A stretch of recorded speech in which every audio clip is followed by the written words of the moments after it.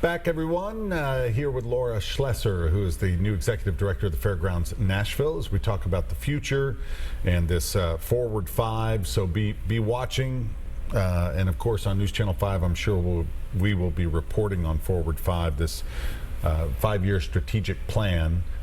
A lot of moving parts, as you mentioned, Laura, but public input is so important, and I know that everyone will be involved for sure. We have some great fun events coming up. We were just talking in the break about some movies. We'll talk about that in a second.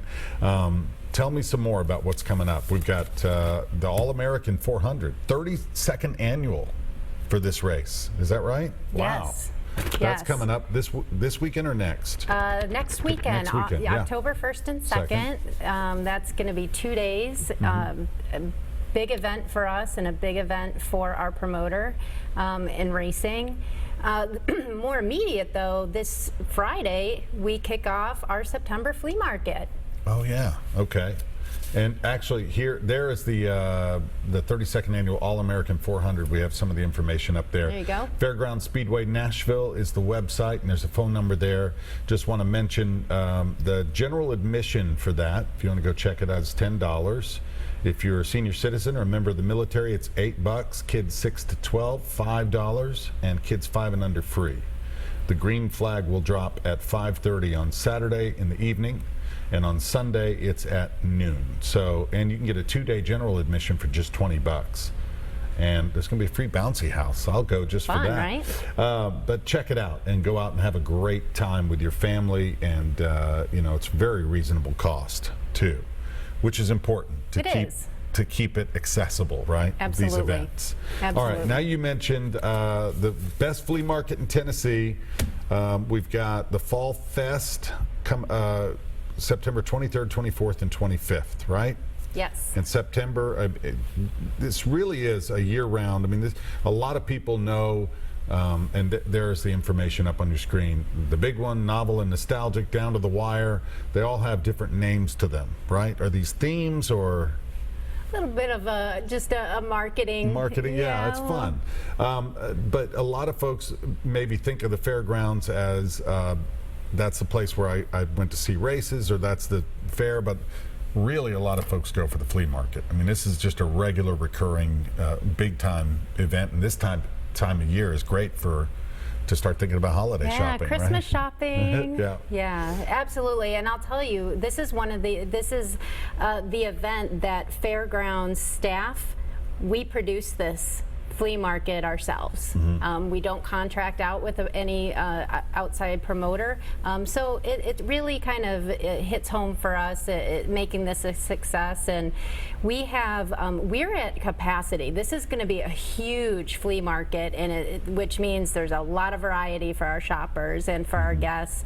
We have about 2,100 booth spaces that we're going to be filled with merchandise, and it's going to be an amazing 3 days. So bring your money. Yes. And bring your patience, good, comfortable shoes, and just meander about, right? Yes. I'm not allowed to bring my wallet to work those days. I understand why. The website, by the way, is nashflea.com. It's so easy to remember, nashflea.com. But yeah, there's a lot going on. So check out the schedule. Get over there and show some support for some of the vendors. Our J trend continues. John is on line 1. John, thanks for calling in. What's on your mind, sir? Yes, sir. I'm up in age, of course. We're going to go way back. Yeah. You know, my question is, you there, John? Yes, sir. Go ahead. My question is the flea market going to be saved, or are they going to try to develop it, or what? I can remember back when I was 8 or 9 years old, I used to go to the fair park, you know, trading Pop-Tops. Yeah. Rides. That's getting back there. And the big white roller coaster and stuff. Yeah. You know, that would be a shame if we would lose it to Nashville. And may I ask, how old are you now, John? I'm 56 years old. Okay, all right. So it's a nostalgic thing for you as well. It's a piece of history of this city, right? Yo, yes, sir. I bring my grandsons, and they're 7 and 8 now. We went to the fair. Oh, good. And I said, look, how far we used to come here when I was your age, and that's something that Tennessee needs, Nashville needs to keep. That's part of history of Nashville. Sure. And you look how many NASCAR people come out of Nashville, drove on that track. There's Dale Walter, Sterling Marlin, Cuckoo Marlin. Big history of racing history there, no doubt about it.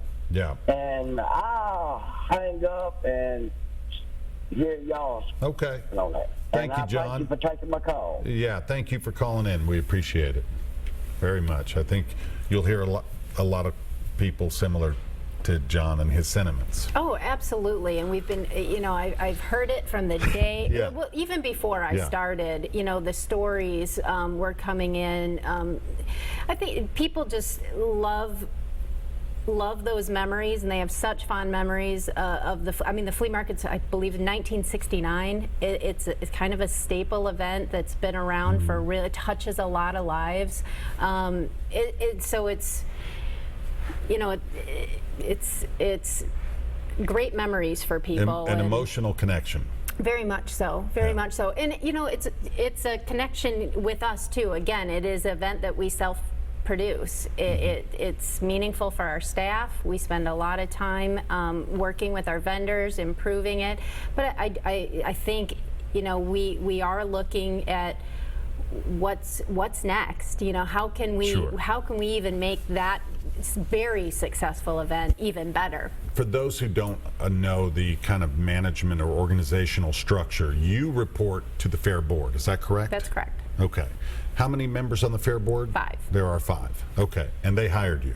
Yes. Along with a search team, I would imagine that once Buck Dozier said he was going to retire, they went out looking and found you. How long was the process? Interviewing and applying? Yeah, several months. And it was, I took that long process. I appreciated what it told me was how thoughtful, how important it was to bring in the right person at this time in the fairgrounds history. And it is an honor and a privilege for me to have been chosen and to have the support of Mayor Barry and the administration and our volunteer board, who spends, they are a volunteer board. They are, and I think that's important to note that these 5 people volunteer their time for the betterment of the fairgrounds, and I think that's really telling too. So I can't thank them enough for their confidence and their support as we move forward as a team. I like to think of myself, Scott at work calls me coach, and I like to say that I'm a team captain. And team is first, and we're all working together really hard to, number one, get to know each other a little bit, and to pour our energy and our creative juices into the fairgrounds to make it a better place. So again, just talking about the Forward 5-year strategic plan, this will put us into, it's hard to believe, through 2021. 2021. I know, crazy. This just sounds so foreign to say, but here we are, almost 2021. If we were sitting here 5 years from now, what would you hope that we would be discussing? Or is that too broad? No, I think it's a valid question. That we are that we're sustainable, that we have grown.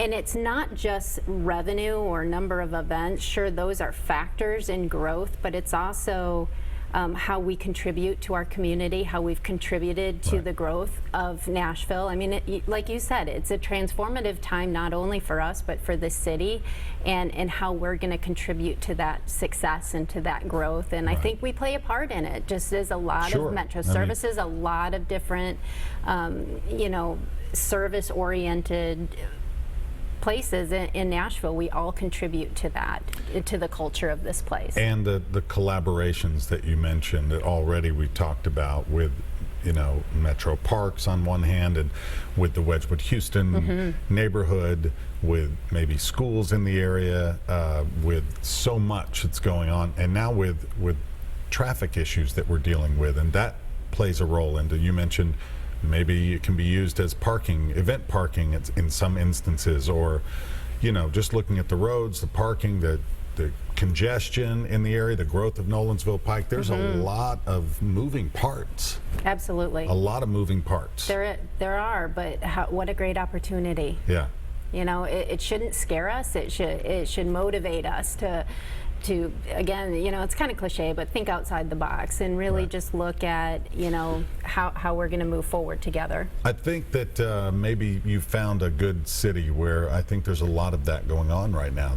That creativity, that new kind of thinking, out, like you say, outside the box. Like, wait a minute, why not? Let's try this or try that. And perhaps you've seen that already as you go around other areas of Nashville, looking downtown, looking at what's happening along the riverfront, looking at all sorts of areas. As one of our callers mentioned, the Parthenon in Centennial Park and what they're doing there, and there's a whole list of this happening right now. It's hard to keep up from a news standpoint. Absolutely. Well, and I'll tell you, that is an approach that my family and I are using since we moved, is we spend our weekends out and about.